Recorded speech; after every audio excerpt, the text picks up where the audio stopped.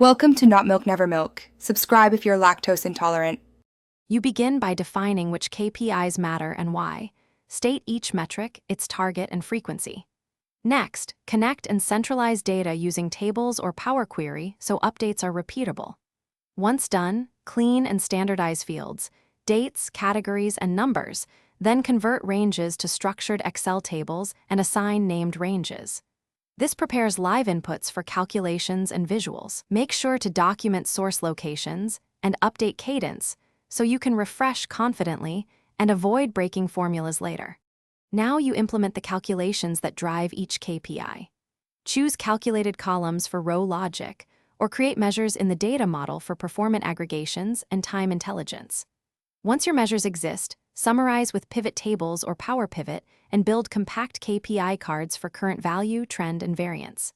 Then add charts, sparklines for trend, columns or lines for series, and layer conditional formatting to highlight thresholds. As you work, test a few date ranges and aggregation levels to validate formulas and performance.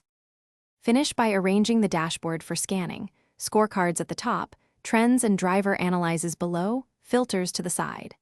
Add slicers and timelines for quick exploration, and wire refresh also data updates smoothly. Once done, lock key sheets, hide raw tables, and add notes on calculation logic and update steps. If things go wrong, the most common fix is to check that source table headers and named ranges haven't shifted. Restoring the exact header names usually resolves broken calculations immediately. Thanks for watching. If this was helpful, leave a like and consider subscribing. See you next time.